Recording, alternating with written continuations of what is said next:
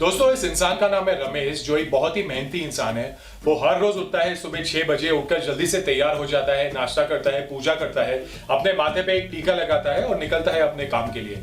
उस दिन जब वो निकल रहा है काम के लिए, वो देखता है कि बाहर बारिश हो रही है और उसे ये समझ में आता है कि बारिश की वजह से आज ट्रेन लेट हो सकती है, जिसकी वजह से उसे आज और भी जल्दी निकलना पड़ेगा।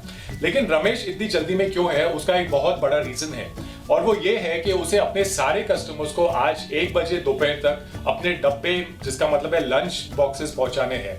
तो रमेश जो है एक बहुत ही प्राउड डब्बे वाला है मुंबई सिटी का।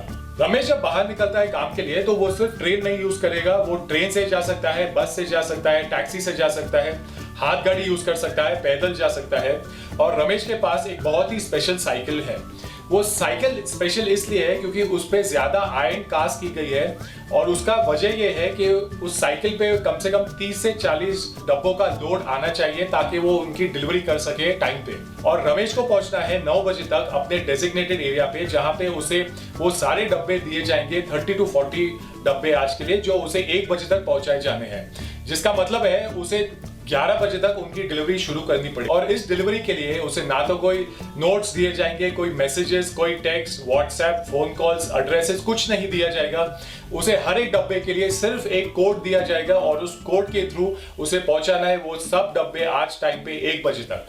रमेश की डिलीवरीज आज कैसी होगी, मैं आपको कुछ एग्जांपल्स देता हूं। मान लीजिए कि वो अपने पहले डेस्टिनेशन पे पहुंच गया है और देखता है कि आज ऑफिस में लिफ्ट खराब है और डिलीवरी है 8th फ्लोर पे, जिसका मतलब है वो दौड़ के जाएगा 8th फ्लोर सीढ़ियों से और दौड़ के वापस भी आएगा क्योंकि सेकंड डिलीवरी भी उसे टाइम पे करनी है।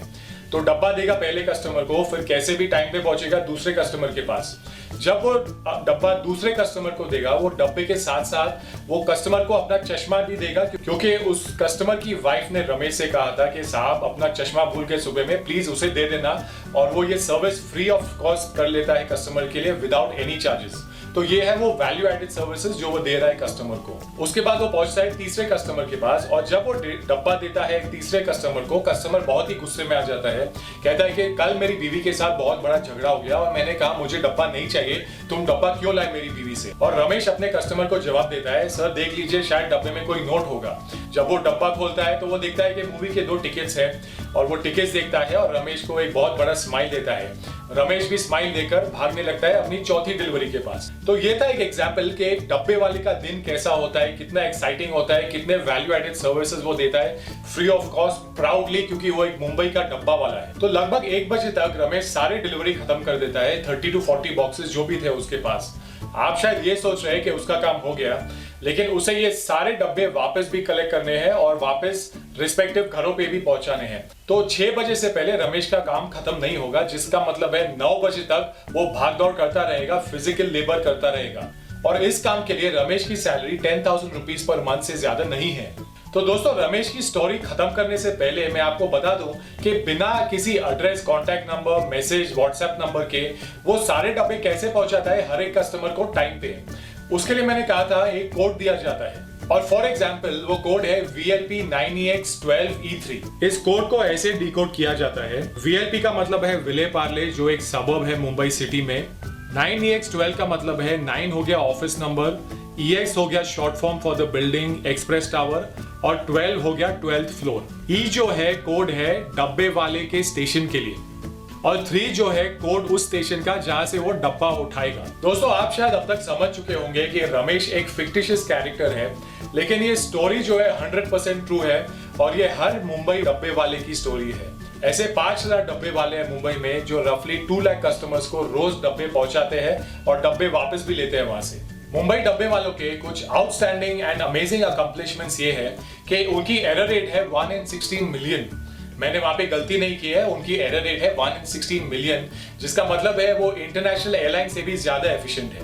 उनके चार्जेस है अप्रोक्सीमेटली ₹500 पर मंथ और वो चार्जेस भी वो लोग प्रो रेटा बेसिस पे लेंगे। इसका मतलब है कुछ दिन 1 महीने में अगर आप नहीं है उन दिनों के लिए वो चार्जेस नहीं लेंगे आपसे। एक डब्बा जो है रफली 6 हैंड्स चेंज करता है और फिर भी वो सही डेस्टिनेशन पे पहुंच जाता है। आप जानते हैं कि प्रिंस चार्ल्स जब आए थे बॉम्बे में, उन्होंने डब्बे वालों को विजिट किया था और डब्बे वालों की एसोसिएशन ने प्रिंस चार्ल्स से कहा कि उन्हें टाइम दीजिए सिर्फ बिटवीन 11 to 11:40, क्योंकि बाकी टाइम हमें डिलीवरी करनी है और हमारे 2 लाख कस्टमर प्रिंस चार्ल्स से भी ज्यादा इंपॉर्टेंट है हमारे लिए। बहुत रिनाउंड इंस्टीट्यूट्स इंक्लूडिंग हार्वर्ड ने उन पर केस स्टडीज भी की है। डब्बे वालों से हम और आप क्या सीख सकते हैं? The first one is you don't need technology to be efficient.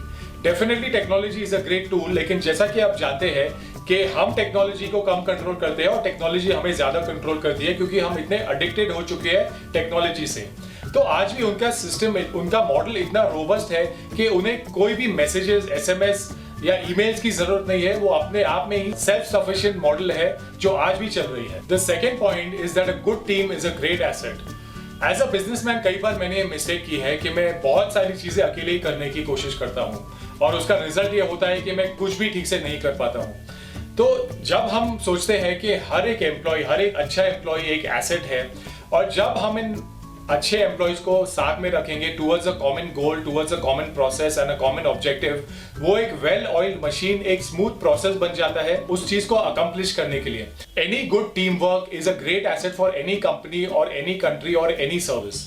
The third and the most important point according to me is that if you can't succeed the normal way, use जुगाड़ and then succeed. India में जितना जुगाड़ होता होगा शायद ही किसी दूसरे country में होता होगा, और ये शुरू से होता आ रहा है क्योंकि हमारे लॉज, हमारे गवर्नमेंट रूल्स एंड रेगुलेशन हमेशा ही हर स्टेट के लिए, हर रीजन के लिए अलग रहे हैं और कोई यूनिफॉर्म प्रैक्टिसेस नहीं है। इंफ्रास्ट्रक्चर पुअर है, तो किसी भी आड़े टेढ़े रास्ते से हम काम करते आ रहे हैं और ग्रोथ हो रही है, प्रोग्रेस हम करते जा रहे हैं।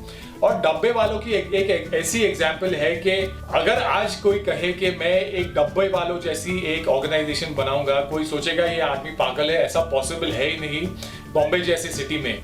लेकिन ये सिस्टम ब्रिटिशर्स के टाइम से आज भी उतना ही सक्सेसफुली चलता आ रहा है, क्योंकि ये एक जुगाड़ टाइप प्रोसेस है जो किसी ने शायद सोचा नहीं होगा इतना सक्सेसफुल होगा और इतने टाइम के लिए चलेगा। I think there is always scope for jugaad in whatever you do if you are not succeeding in the first place.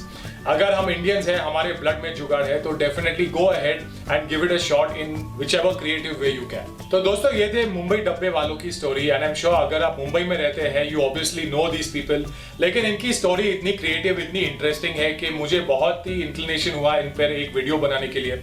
और अगर आपके लिए स्टोरी कुछ न्यू है तो डेफिनेटली मुझे बताइए, and do let me know how you found the story. Thank you so much for watching the video. I'll see you in the next one. Have a great day.